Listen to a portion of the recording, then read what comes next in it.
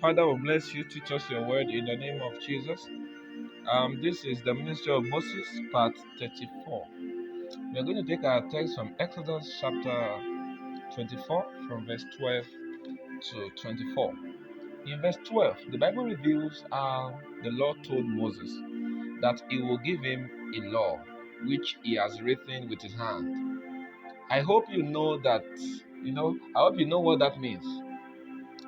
This is more than getting an autograph from a celebrity. Do you know what it means for God to write something and give it to you? Just imagine how beautiful the handwriting of God will be. Imagine the uniqueness of God's handwriting. Imagine how clear and clean it will be. I pray you can see what I'm saying right now. God told Moses, he said, prepare, I'm going to give you a law. The law that I have written with my hand. The law that I have written with my handwriting. Then I'm sure there is no doubt that the best handwriting in the world and in heaven is God's handwriting. So now imagine someone who has the best handwriting both in heaven and on earth writing for you. Can you imagine that joy and that pride you will have? Moses had a lot of experience with God that is even enough to make him become arrogant and rude. Yet the man was still meek. This is not ordinary.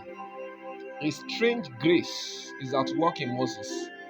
The more the achievement of Moses, the more humble he will become. Verse 13, verse 13 shows and validates that Joshua was also part of the ministers of Moses.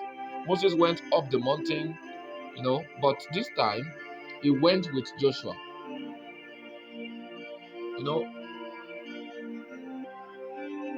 He asked other priests to wait and attend to the people in case there are issues to resolve or settle.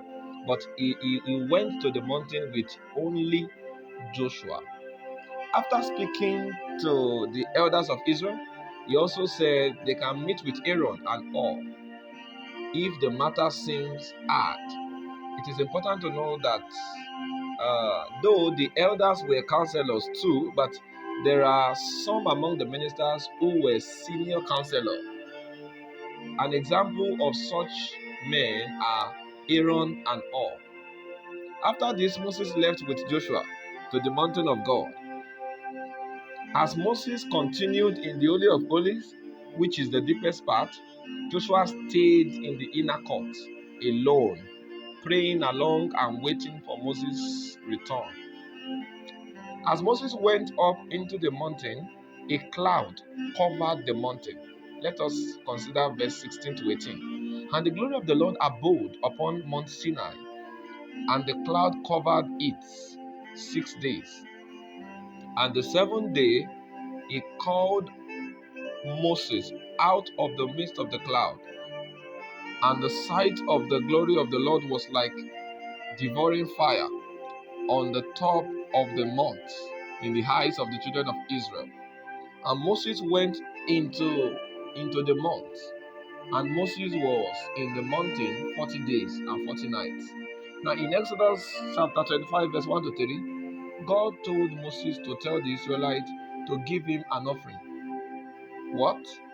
Now, not only that God said it must be willing, not only that, God also told them that this offering they want to give must be willingly. So the first thing God said was that the people should give him an offering. The second thing God said was that the offering must come from a willing heart. It must not be forceful. They must do it cheerfully. So nobody was forced. God did not say if they don't give, they will die in 3 days. Like what we have now, that we have ministers today that will keep threatening others with death. All in the name of you have to give. If you don't give, you will die. That's not the pattern. God told the Israelites to give, but he said they should do it willingly. What does that mean? That means nobody should be forced into it. Because anything you give forcefully that is not from a cheerful heart will not attract a reward from God. Men may clap, but God holds no reward for such a work. God also said the gift should be in form of gold, silver, and brass. The same God that can send others to bless you can also send you to bless others. So the next thing, the next time an instruction comes from the Lord that you should give your gold, your silver, your brass, or anything that is precious to you, don't take that voice for the voice of the devil. When he sends people to you for giving purpose,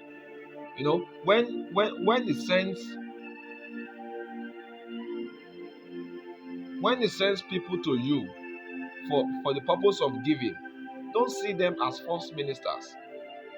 God can ask you to give. You must understand that God can ask you to give. You can see it in the Bible yourself. You can check Exodus chapter 25, verse 1 to 3. Now, in Exodus chapter 25, Exodus chapter 25 down to chapter 31, 1 to 18, we can see how God ordered the people to give. God wanted them to have a temple with priests where the people can come and worship him,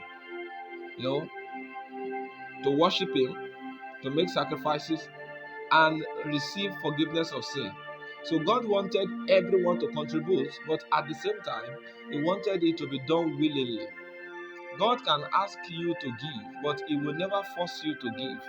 God can ask you to give, but he will never force you to give. Any form of giving that comes in a forceful way should be suspected. Anything you see people forcing others to give in the name of the Lord,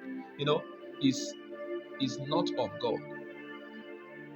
Anything you see people forcing others to give in the name of the Lord is not going to God, because God will not force people to give. So anytime you see people forcing others to give in the name of the Lord, then know that they are only fighting for themselves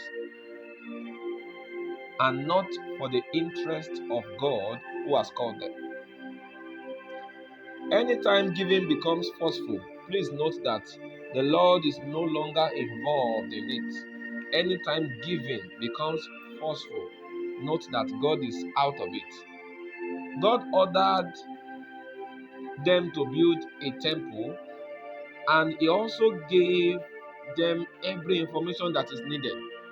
If God asks you to build, don't just start laying foundation because if God asks you to build, don't just start laying the foundation because you have the money.